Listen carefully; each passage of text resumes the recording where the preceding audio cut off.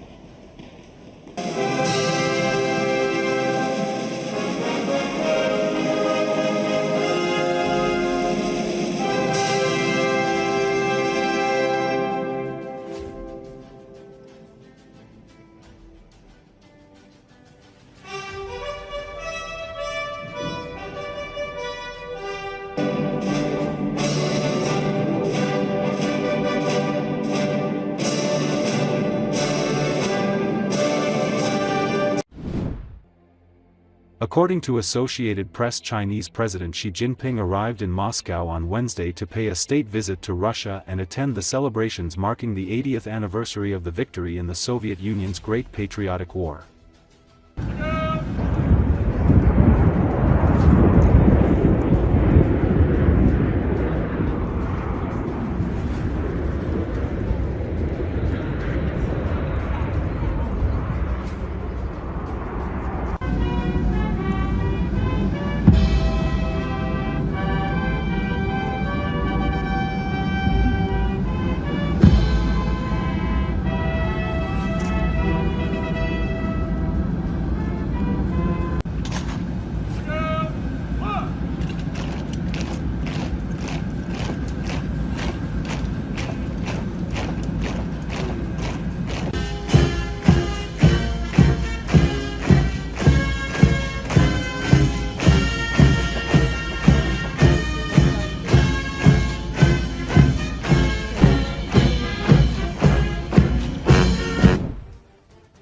An important component of the rocket control unit are altimeters. There are quite a few companies involved in their production, and the failure of even one of them could be critical for Russia for the production of not only the Kh-101 but also other cruise missiles in general, as discussed in the 24-channel article.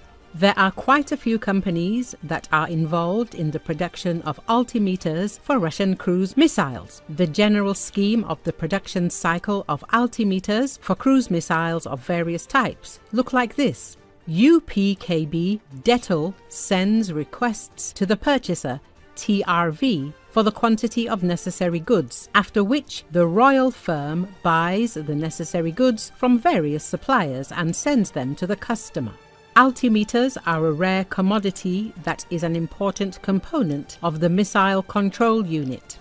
Thanks to this piloting device, a cruise missile can navigate in space, bypass terrain, and understand when it needs to rise up or descend down to bypass obstacles or air defense systems. Without such a technologically complex component, all cruise missiles simply could not be used for firing. There are many complex moments in this process that could lead to a complete disruption of the supply of components to factories and, as a result, leave the aggressor country, Russia, without critical important missiles. For example, it could be the arrival of Ukrainian drones or missiles which literally cut off JSC NPO Strela from all supply chains for at least a whole month, or the emergence of problems with settlements between TRV Engineering and Kazakhstani suppliers of tantalum products from which capacitators are made, due to which the Russians had to urgently look for components of Chinese manufacture. It is clear that neither the arrivals nor the refusal of suppliers are capable of 100% disrupting the altimeter production processes. At the same time, each complication of the scheme, the search for intermediaries or enterprises that are ready to take direct or indirect part in the assembly of missiles, greatly complicates the path to the Russians' goal, the murder of Ukrainians. At the same time, it is the electronic component in this type of ammunition that is the most sensitive point for the Russians, since it is simply impossible to replace certain microcircuits, capacitors, or matrices, and replacing suppliers can sometimes take months. Moreover, the overall situation with altimeter components in Russia is difficult. In general, it is so bad that they often have to make ammunition from parts that have not passed the suitability test, because state defense orders cannot be disrupted because Putin needs shelling here and now. Manufacturers prefer to fulfill the terms of contracts on time, at all costs, and whether the missile will look normally or fall on the heads of someone in Belgorod, these are already nuances. The article says,